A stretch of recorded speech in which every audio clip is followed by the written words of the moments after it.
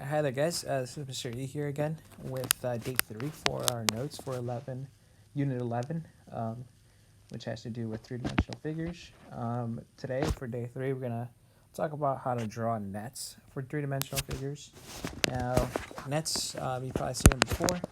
Um, Again, if we were still in class, we probably would have done some little art, not art, but actually done the nets and cut them out and try to uh, tape them together so we can have these three-dimensional figures. But unfortunately, um, we just want to get through the information of what it is and how it can help us find the surface area of a three-dimensional figure. Again, the surface area, the way I like to think about it is, let's say for this polyhedron here, the cylinder, uh, actually it's not a polyhedron, it's a cylinder.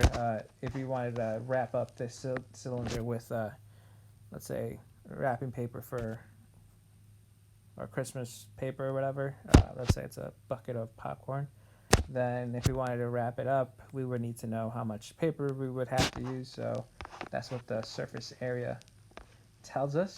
Now, a net is a simple way to figure out what the surface area is.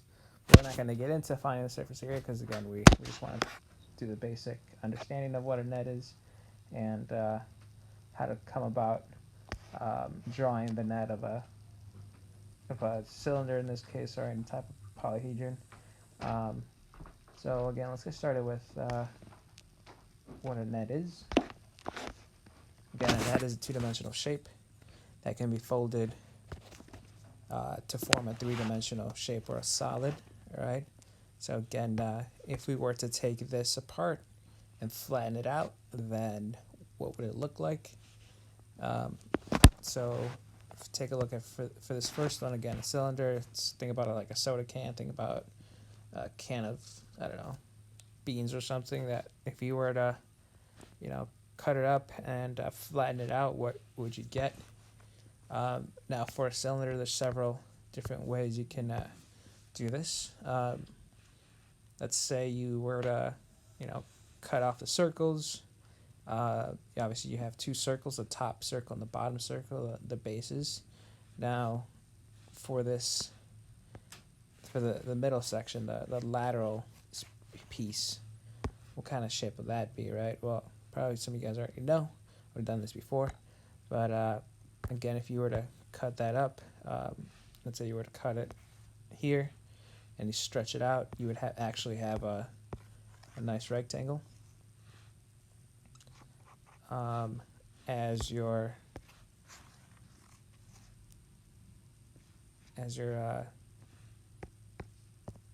shape that you would get. And then you would have the two circles that would be considered your bases.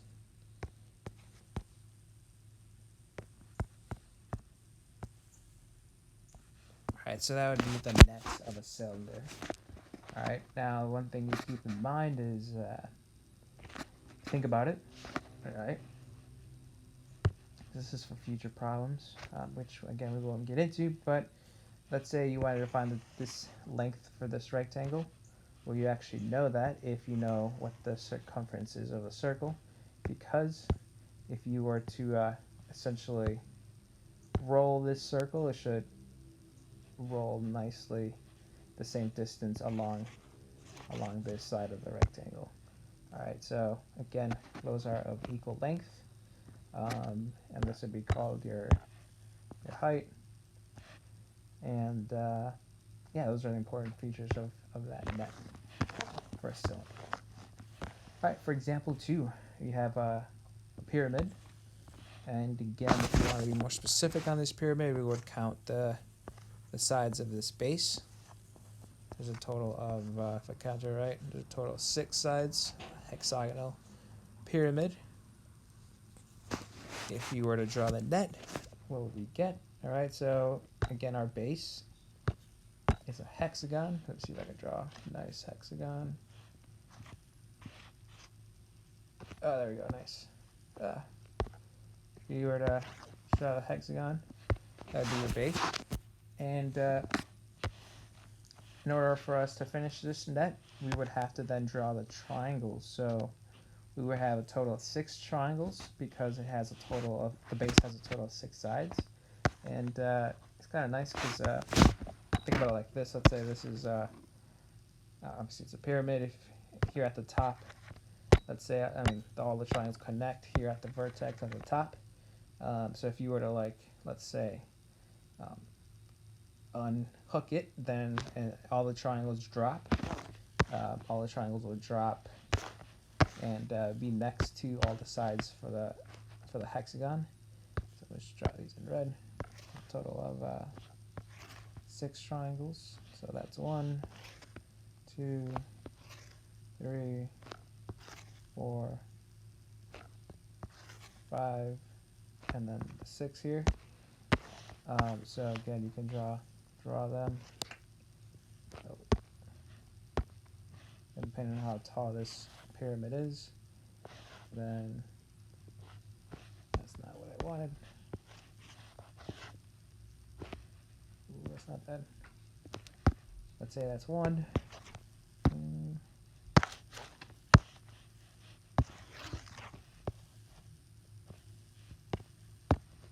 I think it's gonna.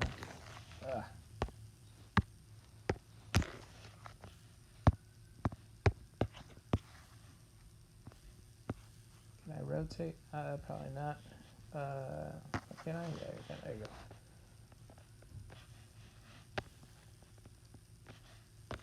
This is kind of like a sun. It's gonna end up looking like. Probably not the best triangle, but I'm sure you guys can definitely come up with a better one. I feel like the vertex is not nice and centered. There we go.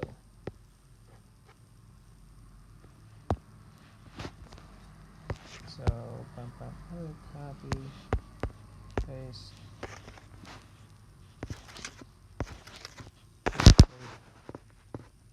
That is big.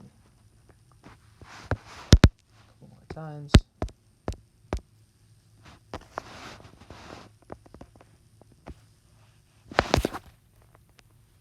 Now you would think, oh, that's kind of cool, right?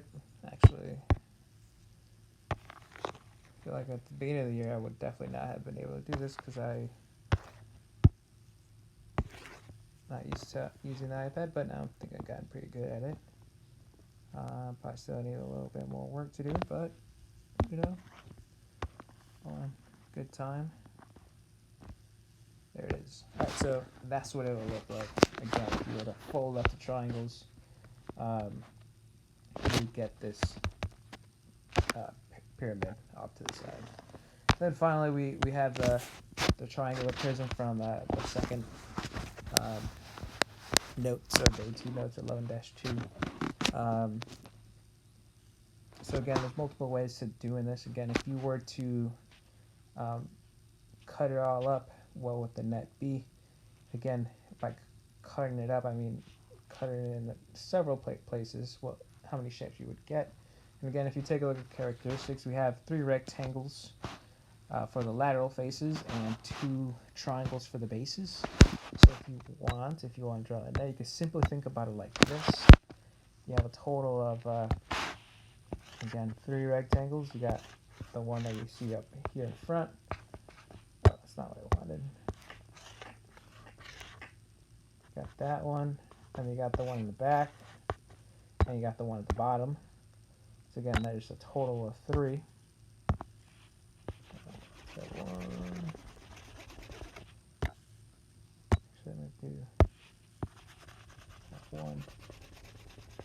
I don't know how many of you guys see this prism differently than I do, but if you're unsure what I'm looking at, think about it like this. You have the dotted lines, which usually represent those edges are on the back side.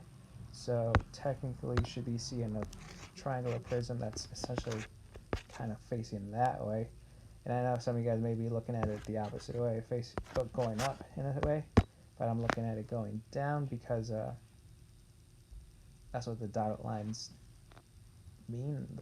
Those edges are on the back end. So put back. We have this in here. So that last green highlighted side that I made should be closest to us technically. The darker green should be in the back, and the light green should be at the bottom. So those are the 3 triangles. So again, if you were to, let's say if you were to cut it, again, I'll just try and find a good way I could probably figure out a little. If you were to cut it here, you know, and then here, you can flatten it out, and you're gonna get a total of 3 rectangles. So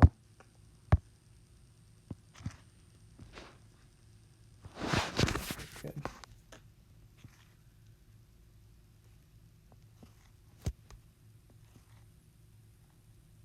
Three rectangles, and then you would have your 2 triangles.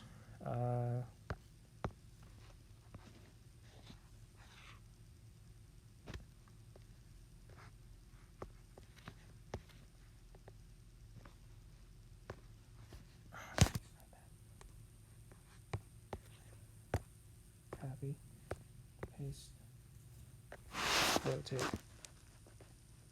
Boom. That'd be the net for this triangle thingy.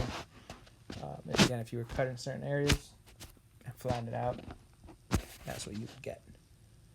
Now, if you want to be more specific, you can, you know, cut it so that. Oh, never mind. Let's just keep it simple.